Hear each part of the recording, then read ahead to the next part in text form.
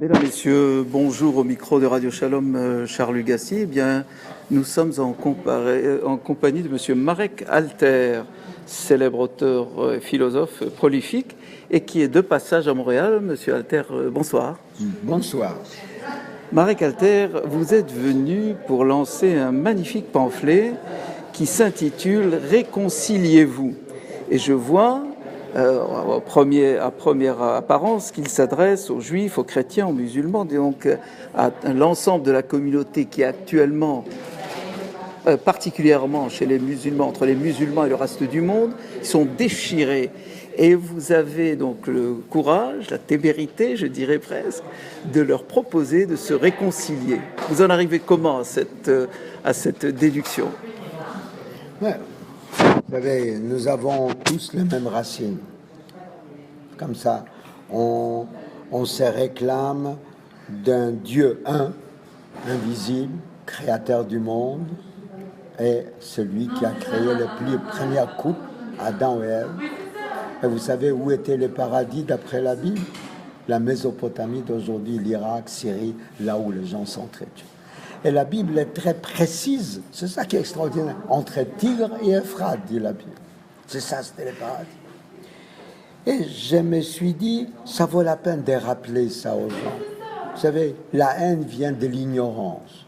On est quelqu'un qu'on ne connaît pas. Dès que vous commencez à parler avec lui, vous intéressez à sa femme, ses enfants, son travail, il vous invite à partager son couscous ou sa carpe farcie, vous ne pouvez plus l'haïr. Vous n'êtes pas obligé de l'aimer, mais vous ne pouvez plus l'haïr. Donc, parce que vous le connaissez, vous commencez à le connaître. Bah bien sûr. On ne tue pas des gens qu'on connaît. C'est terrible. On connaît. C'est-à-dire, on préfère tuer. Qu'est-ce qu'ils font les kamikazes?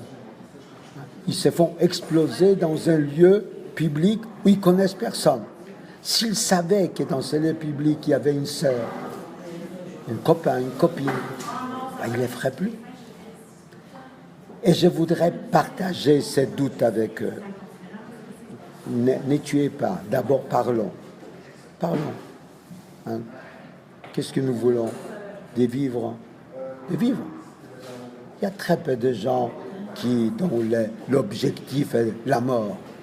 Et ceux qui s'imaginent qu'une fois mort, ils rentrent au paradis, je voudrais que la plupart des imams du monde disent non, vous irez directement à l'enfer.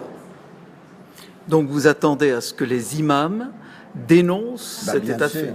Bien sûr. Vous trouvez qu'ils le font suffisamment? Non, pas pour l'instant. Pas pour l'instant. Et beaucoup ont peur.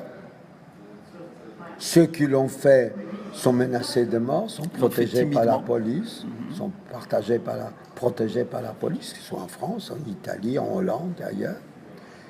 Mais je ne désespère pas. Si nous serons le seul à combattre les assassins, c'est la guerre des religions. Ça veut dire que les juifs et les chrétiens contre les musulmans. Et c'est la pire des guerres, la guerre des religions. Parce qu'on tue gaiement, parce qu'on pense qu'on est absous par avance par Dieu, puisqu'on tue au nom de Dieu. Donc, c'est aux musulmans de dénoncer ceux qui salissent la religion. La religion est belle. Je ne suis pas obligé d'adhérer. Je suis libre d'adhérer à une autre religion. Mais elle est belle, elle a des choses magnifiques. Moi, j'adore les appels des muezzins, ça me fait rêver. C'est mélodieux. Mais par ailleurs, est-ce que vous trouvez pas que c'est un peu utopique à l'heure qu'il est, alors que les passions sont exacerbées, alors que la haine, n'est-ce pas, anime la plupart des extrémistes, d'essayer de leur proposer une réconciliation à l'heure qu'il est? Mon ami, c'est en ce moment-là qu'il faut le faire. Quand tout va bien, on n'a pas besoin de se réconcilier, puisqu'on n'est pas fâché. C'est maintenant, parce qu'on a l'impression qu'on est fâché que je demande de réconcilier. Et je me suis rendu compte que la plupart des musulmans, d'abord, ils ne lisent pas le Coran, ils ne lisent pas les hadiths, ils ne connaissent pas, qu'entre le monde de la guerre et le monde de l'islam, ça veut dire que tout ce qui n'est pas islam provoque la guerre. il y a un monde de la réconciliation, solt, de la réconciliation. C'est écrit, je n'invente pas. Donc j'ai dit aux musulmans, lisez vos textes. Je vous propose ce qui les prophètes a dit avant moi. À propos de la recrudescence de l'antisémitisme en France, qu'est-ce que vous proposez pour enrayer cette tendance? Bon, d'abord, il faut dire que les politiques font leur travail là. Font leur travail, qu'ils soient de gauche ou de droite. La condamnation est absolue.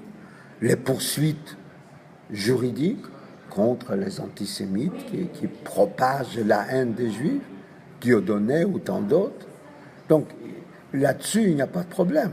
Les dangers, ça veut dire que ça commence à être dangereux pour les Juifs quand les pouvoirs politiques reprennent la propagande antisémite. Tant que ça touche qu'une minorité des extrémistes, ce n'est pas grave, c'est grave. Hein, ce n'est pas agréable, mais on peut les combattre. On peut les combattre à l'école, on peut les combattre dans la presse, hein, on peut parler. Et là encore, il faut que les autres se mobilisent. Que les Juifs se défendent, c'est normal. Quand on est agressé, on se défend. Mais j'aimerais que toute la nation s'élève.